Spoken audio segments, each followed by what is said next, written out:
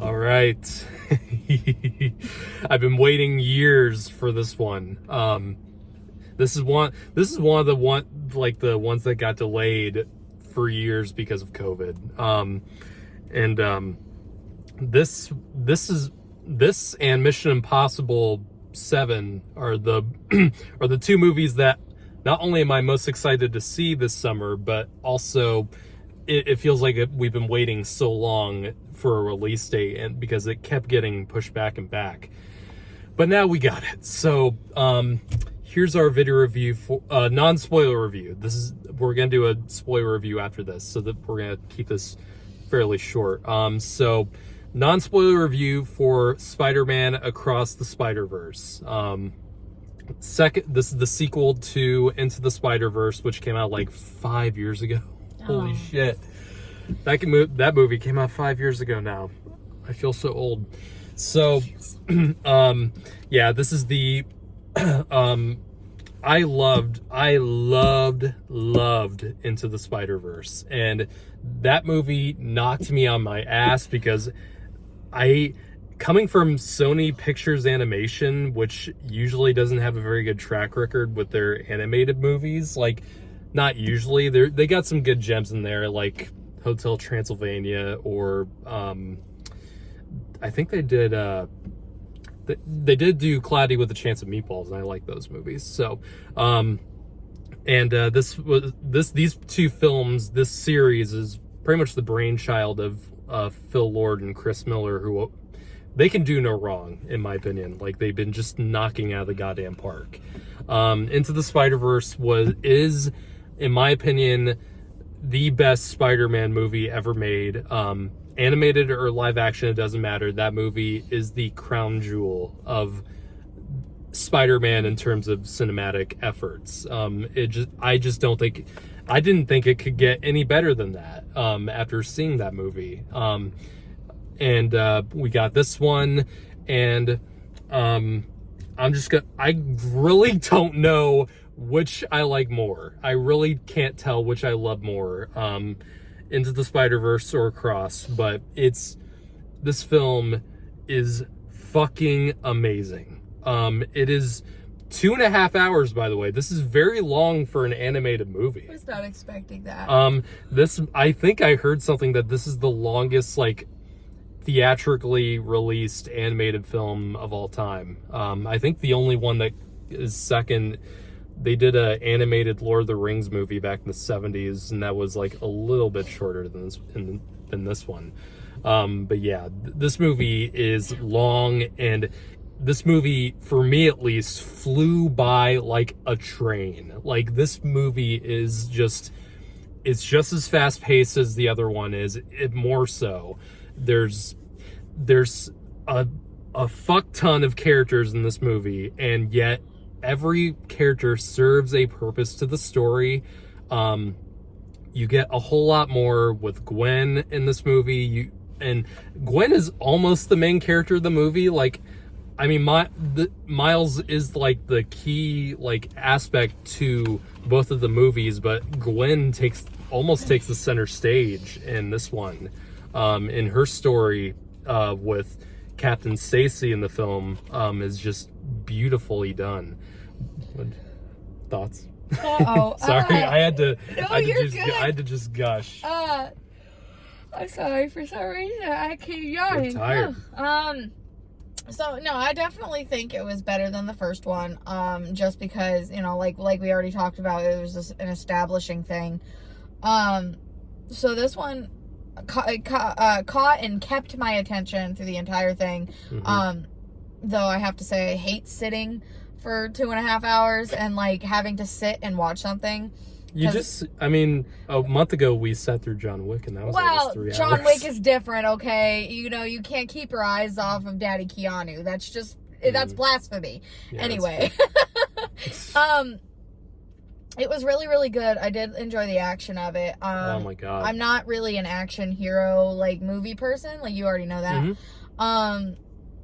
Unless, of course, it's Daddy Keanu, but we already covered that.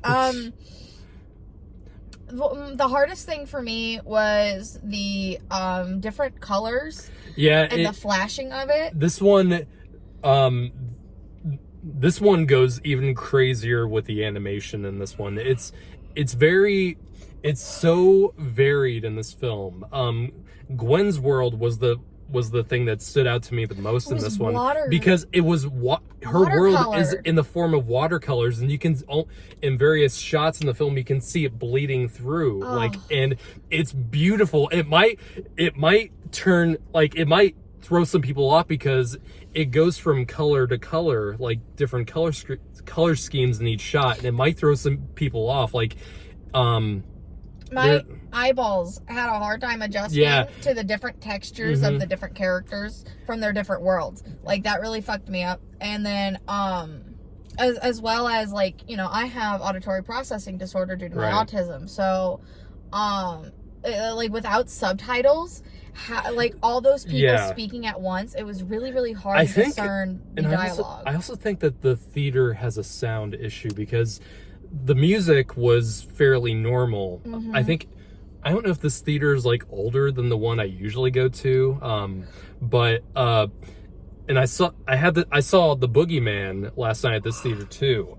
Did you? And I noticed the kind of same issue where the dialogue and because if surround sound systems, dialogue comes mainly from the center speaker. Yeah. And for some reason, the center speakers in the IMAX theater in which we saw this, I don't know if they were a lot lower than they usually were, but the dialogue was kind of a lot of the times was very hard to hear because the music was just so overbearing. It reverberated into the theater almost, and it's really hard for me to focus, especially with Hobie. So one of the characters has a Cockney accent, and generally I can understand Cockney really, really well. Usually different accents I can understand really, really well, but for some reason I just couldn't understand a word he was saying just because of how low his dialogue was compared to the music and the other people speaking. And that really messed me up because I really liked him as a character. Oh god, yeah, I loved him. I don't think that's I think it might just be this theater. Yeah, I think I am definitely seeing this again. And I'm gonna see it at a different theater just to make sure that that's not an issue with the movie. Because I've had issues like that with some theaters, and it's usually because of the way the sound systems are put together in certain theaters. I did have a little bit of a Christopher Nolan syndrome with this because because with Christopher Nolan's Tenet, the dialogue was so hard to hear at some points, and it kind of was the same thing with this movie, but it could just be a theater problem, not the movie. So I'm gonna on my second viewing, I want to make sure of that. But it didn't really bother me because so much of the energy from both these movies comes from the soundtrack and the music, and it's so it's so technical and so upbeat. There's Daniel Pemberton, who does the music for these movies. He does it really, really incredible. well. There's such a personality to the music in these movies. Not just the artists who are doing the different songs, because the first movie had amazing soundtrack. It had a really great musical sound. What was that? Sunflower. I love Sunflower by Post Malone. I have that song. It's so good. One of the best soundtracks in recent memory that came from a movie. And the soundtrack for this movie is fucking great. So the dialogue was a little bit hard to hear at several points, but even without hearing all the dialogue, these movies are so good at visual storytelling. These movies should be taught in film school because of how well you can easily tell what's going on just by watching it, and not going along with the dialogue, but just the way the shots, are lined up, the way it tells its story via the visuals, much like a comic book does. It's just, it's inspiring to a storyteller like myself. And it's just, the animation and just how much effort they put into each of the different styles in these multiverses. It's fucking, I've never seen anything like it done like it in these two movies, and I'm so excited for the third one. And I'm gonna tell you why in the spoiler review. This movie has a killer cliffhanger in this. Good God. I really thought it was gonna continue.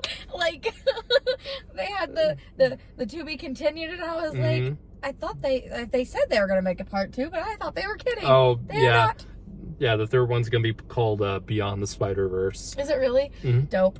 So yeah, I'm keeping the non-spoiler review brief because there's so much I want to talk about in this movie. So, overall, I'm at a loss for words how much I love this movie.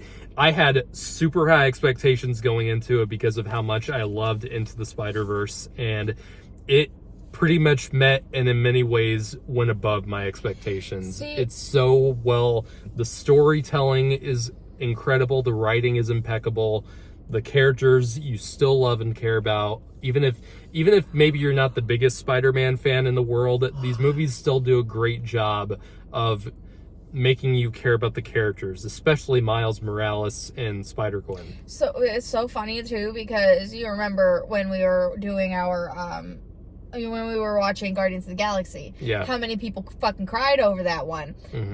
I didn't even tear up in that one, but this one I almost cried like 3 times. There's some, like, it hurt, like yeah, there's some hit me real hard. There's some very emotional scenes, and we're gonna get to them in a second. So I'm gonna give this, I think I've only given like 2. Will be my second one this year in terms of the ranking. I'm going 10 out of 10 with this. I'm so pumped coming out of this movie, and whenever I get pumped coming out of a movie, I know I love it for sure.